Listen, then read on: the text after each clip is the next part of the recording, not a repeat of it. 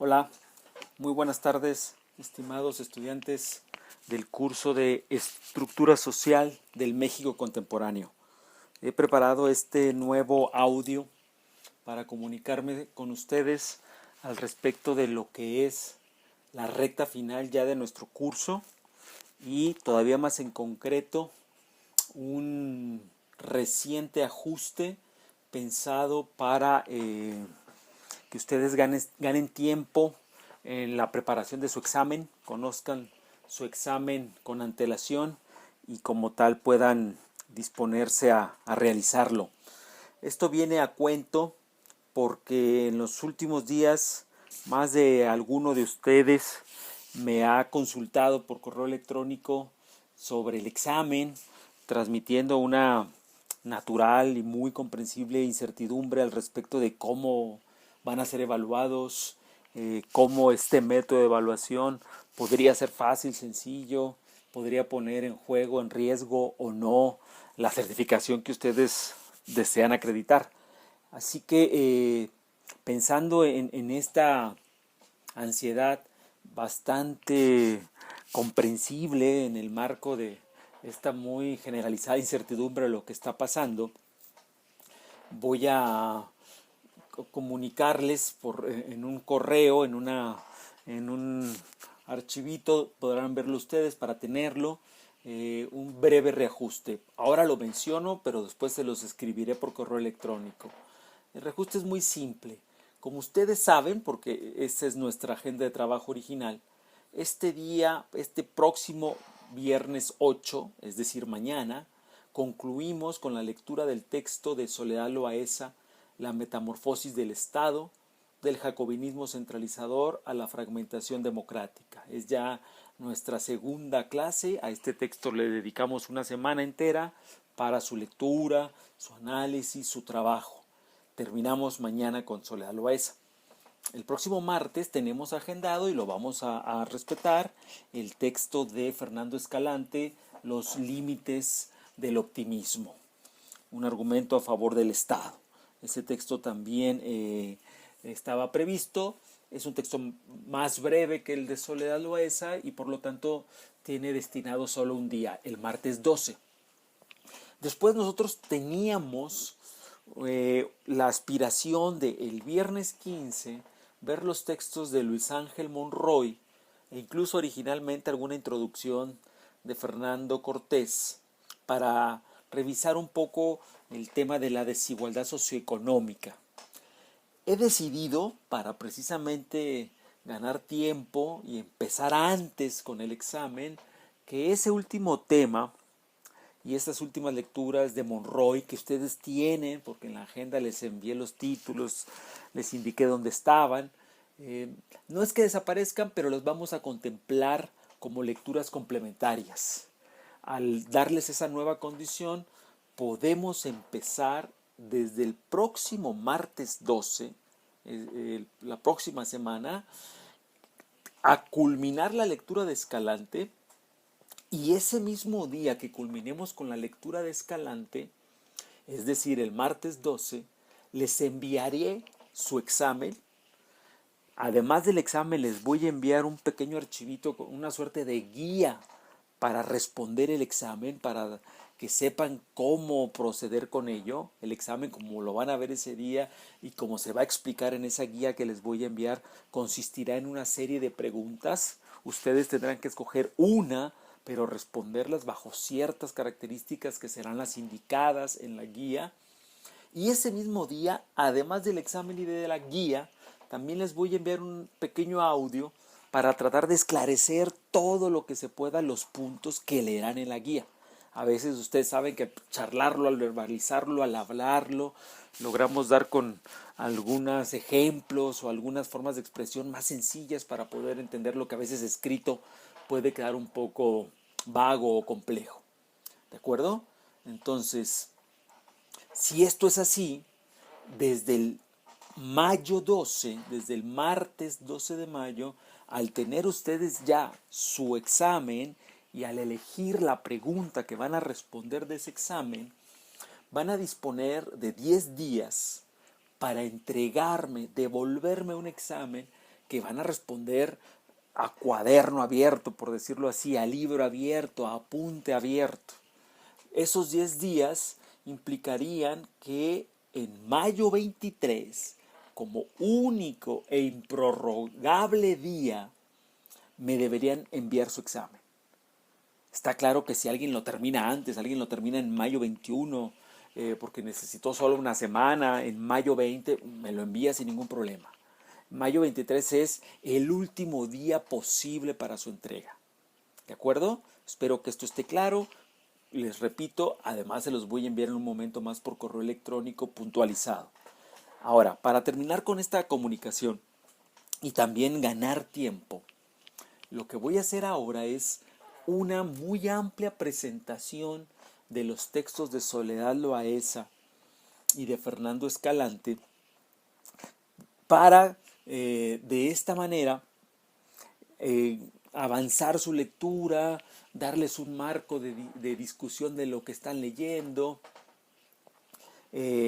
ayudar de algún modo a que esos dos textos, si se fijan sobre estos dos textos, también ya no les voy a solicitar preguntas finales para no necesariamente hacer otro audio. Voy a intentar compensar eso con lo que ahora, al charlar sobre estos textos, ojalá, ese es el objetivo, pueda convertirse en una suerte de lectura dirigida para ustedes, una suerte de señalización del valor de los textos, el significado de estos, incluso una justificación, por ahí voy a empezar, por qué los vamos a leer, y sobre todo un énfasis en su aporte, en aquellos aspectos que quiero que más atención presten para discutir al respecto.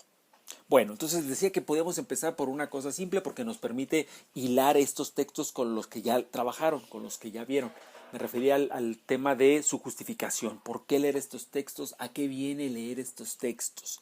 Bueno, la justificación es muy simple.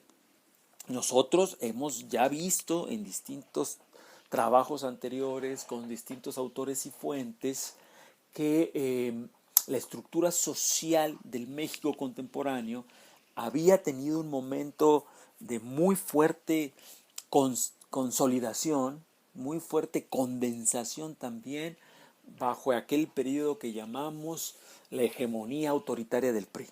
Ese momento implica, por ejemplo, la consolidación del Estado revolucionario, la construcción institucional de un sistema político, la fundación de una constitución rectora en términos formales de aquel orden, el delineamiento de un modelo económico construido a la par de esa constitución bajo la rectoría del Estado, un Estado que no se va a poder entender de manera desprendida o independiente, universal, burocrática, como hemos mencionado en el curso, no se va a poder entender así porque va a ser un Estado ligado, confundido, hibridado con un partido. Una discusión eterna era si aquel PRI hegemónico era un partido del Estado o bien un partido del régimen. No vamos a entrar en esos detalles, lo importante es que sabemos que la hegemonía autoritaria del PRI significó que durante muchísimas décadas no había sombra para el poder priista. Todas las gubernaturas pertenecían al PRI. Aquí un dato escalofriante. Hasta antes de 1988, hasta antes de esas elecciones que van a significar una apertura hacia una competencia ya no simulada, en el libro El poder compartido, el autor en ese entonces, brillante politólogo vivo, lamentablemente falleció muy joven, Alonso Lujambio, contabilizaba que el 98.5% de la población mexicana vivía bajo gobiernos priistas, municipales, ¿no?, gubernamentales, por supuesto federal. Es un dato increíble, hoy es imposible casi de que uno se lo creyera, pero fue así hasta el 98 tenía gobernantes priistas. Solo de manera esparcida y fragmentada 1.5% de ciudadanos mexicanos distribuidos ahí en un municipio por ahí, otro por allá, tenían gobiernos no priistas. ¿De acuerdo? Entonces ya vimos eso y ya vimos cómo a su vez aquella estructura social no podía entenderse sin tomar en cuenta el contexto internacional. Ya lo vimos, no puedo entrar otra vez porque además sería reiterativo y aburrido. Aquel contexto social keynesiano a nivel global que estaba de la mano o producía o alentaba la sustitución de importaciones o el modelo desarrollista para Latinoamérica, el tema de la Guerra Fría que hacía que países como México, todos en realidad, pero México quizás estratégicamente por su cercanía con Estados Unidos, pues era muy importante y muy ad hoc un gobierno como el PRI que, como dirían los clásicos, esto es un chiste, ni de derecha ni de izquierda, sino todo lo contrario, porque tenía esta ideología llamada nacionalismo revolucionario donde todo le cabía, ¿de acuerdo? Entonces, eso ya lo vimos y ya vimos incluso también que además del aspecto estructural, el aspecto institucional, una parte clave de aquella estructura social fue la llamada parte simbólica, los simbolismos, los imaginarios, las representaciones, la llamada cultura política. ¿De acuerdo? Muy bien, hasta ahí. Ahora, también vimos que en algún momento aquello no podía ser eterno. Como alguna vez bromeara Rius, un caricaturista del que les recomiendo mucho revisar sus libros de monitos y de caricaturas que son muy divertidos. Decía Rius en uno de esos libritos, Quetzalcóatl no era del PRI, es decir, el dominio priista no podía ser eterno, no tenía por qué ser eterno, no era un fatalismo ni un castigo divino, y vamos, hasta el dominio priista se iba a ver en cuestionamiento cuando el orden internacional empezara a transformarse y ya dejara de ser tan proclive a los regímenes autoritarios o a los regímenes que simulaban la democracia. Ese contexto internacional cambia y afecta al mundo entero. A nivel económico, por supuesto, porque se va a transformar el modelo de producción, de acumulación y distribución de la riqueza. Vamos a entrar en una nueva fase del capitalismo. Aquel modelo de capitalismo de Estado keynesiano, fordista, entrará en cuestionamiento. Y con ese cambio económico, el cambio político será tanto más radical. Hasta antes de estos cambios que estamos hablando, en América Latina privaban muchísimas dictaduras. En algún momento bajo la Guerra Fría el enfrentamiento era entre dictaduras de derecha, entre gorilas militares de derecha y revoluciones de izquierda, que aunque tenían ese halo épico de bandera socialista, lamentablemente terminarían también siendo también dictaduras militares. Pero claro, en ese contexto entre una revolución socialista de izquierda y un golpe de Estado de derecha, tenían un prestigio que después empezarían a perder cuando precisamente ni una ni otra forma dejarán de ser criticadas, es decir, empezarán a ser intolerables ante lo que se va a llamar transición a la democracia, que es otro efecto de este cambio social que vimos en textos anteriores, que tenía su dimensión económica, su dimensión política como la que estoy mencionando y por supuesto también su dimensión cultural, que también estudiamos en textos y de los cuales en la lectura que hicieron del libro de Paola Vázquez podían ver las resonancias del cambio internacional en la identidad nacional mexicana. Un mexicano, un chavo o una chava de los 80s, de los 90s, empezaba a tener una identidad nacional muy diferente que la identidad tradicional de los años 40, 50. Son los años, como bien se ponía en ese libro, que se los di a leer precisamente porque tenía como mucha amiga y muchas maneras de sernos cercano. Aunque ustedes no hayan nacido en esa época, seguro que tienen algún hermano mayor o sus propios padres o primos que les digan, bueno, en los 80s, 90s empezamos a escuchar Café Tacuba. Y Café Tacuba presentaba una idea de lo mexicano muy diferente, aunque jugaba a mantenerse esas tradiciones, ya era un mexicano abierto al mundo. Carlos Monsiváis decía que la gente nacida en satélite, de donde era Café Tacuba, donde es Café Tacuba, eran los primeros gringos nacidos en México, porque ya su vestimenta, su música, su lenguaje, sus modales, sus aspiraciones, su comunicación, ya no tenía nada que ver con la comunicación tradicional de la supuesta mexicanidad. Bueno, todo eso también lo vimos, ¿de acuerdo? Ahora, ¿qué efectos ha tenido el cambio social? ¿Qué efectos concretos, específicos que podemos estudiar, que podemos fechar, que podemos incluso sopesar ha tenido esta ola, esta época de grandísimo cambio social? Bueno, esto daría para mucho y les aseguro que si estuviéramos en condiciones normales, con lo pesado que soy, ustedes me conocen, intentaríamos ver estos efectos en todos aquellos puntos interesantes que ustedes alguna vez sugirieron en una lista. Muchísimos. En estas condiciones excepcionales se hace difícil ser tan meticuloso.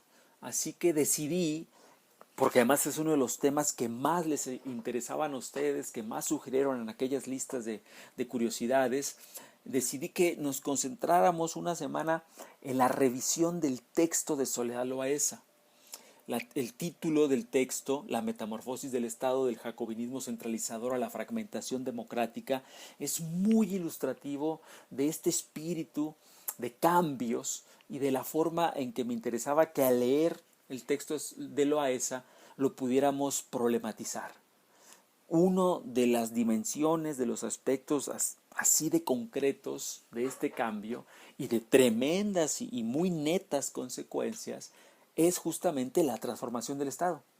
El Estado anterior al cambio social, atravesando el cambio social, ha emergido como un Estado muy diferente, como un Estado con características, dimensiones, objetivos, poderes, alcances muy modificados.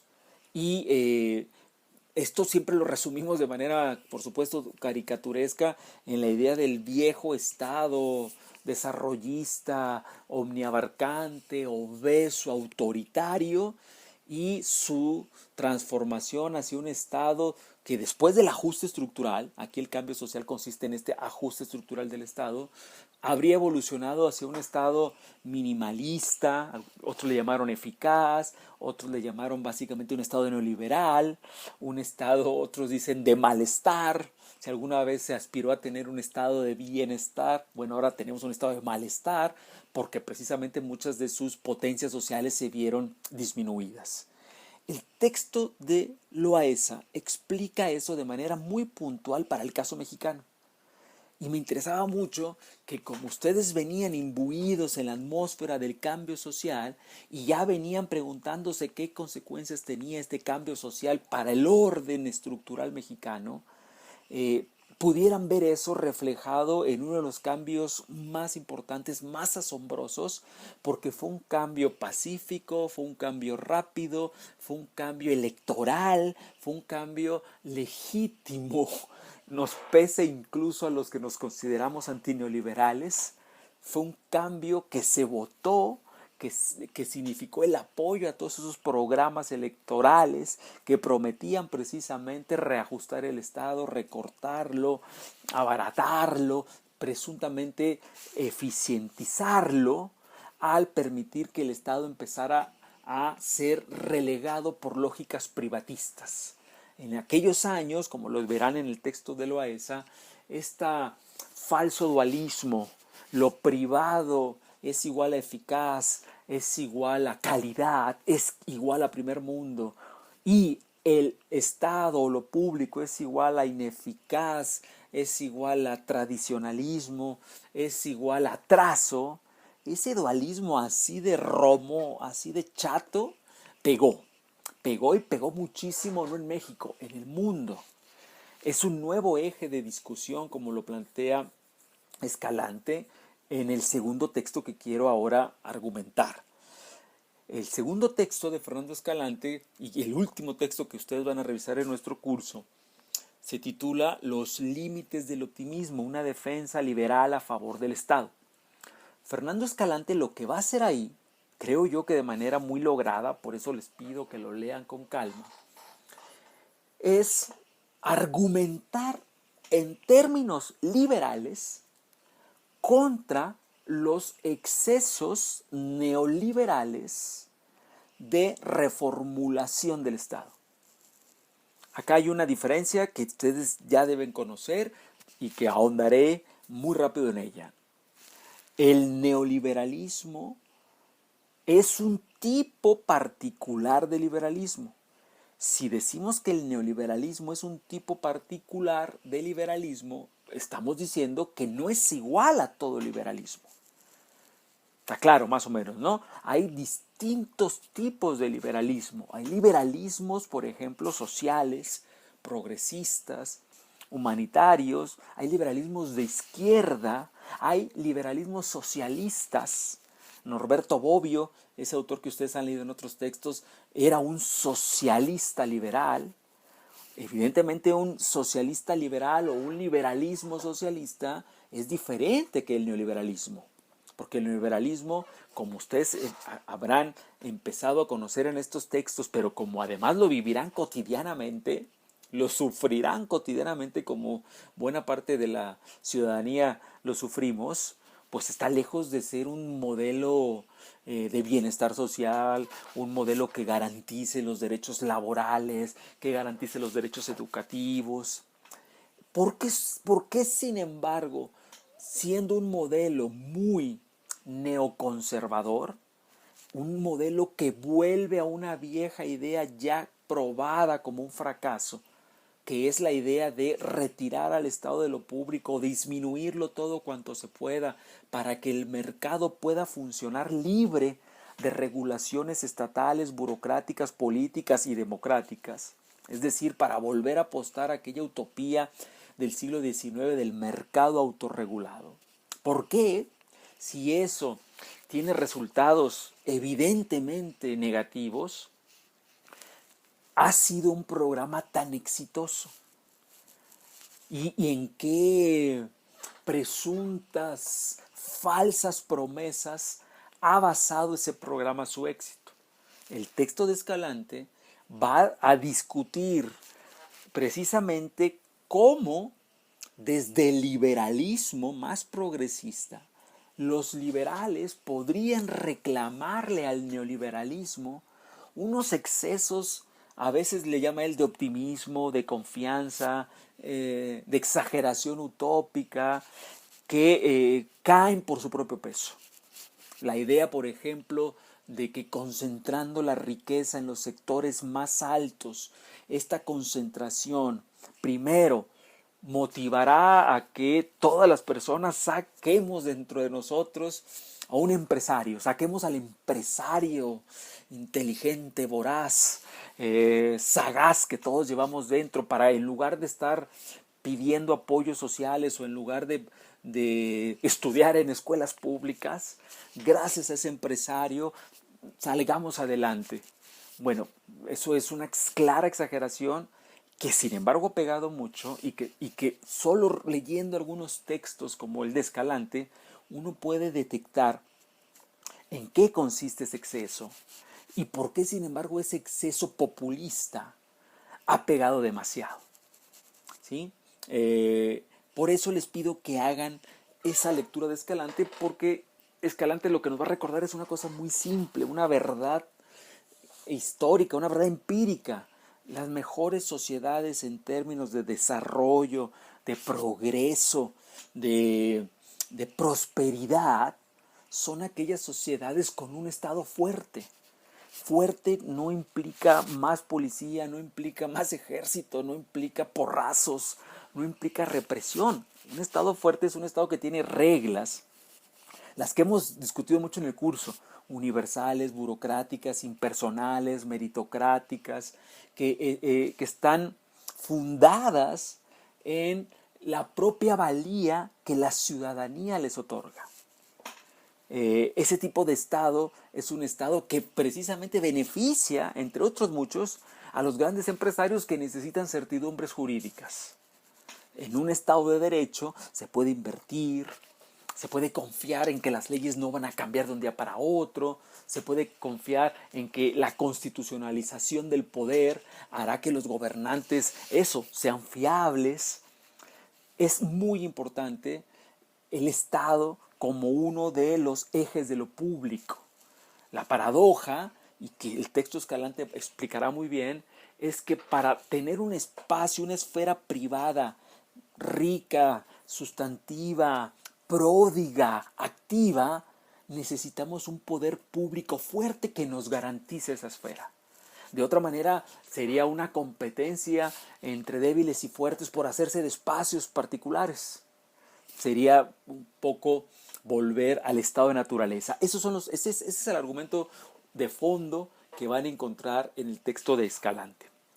Bien, para cerrar, este texto de Escalante, que si se fijan después de la lectura de Loaesa, nos va a ayudar a entender críticamente por qué algunos excesos de la metamorfosis neoliberal del Estado han sido erróneos.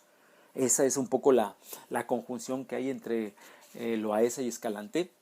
Bien, el texto de Escalante, les decía, también con esto cierro, está relacionado con la conferencia que les envié precisamente de Fernando Escalante como pues un material complementario. Fernando Escalante produjo no hace mucho un libro muy interesante, muy logrado. Les recomiendo mucho que lo lean. Está en la página del Colegio de México en este momento gratis.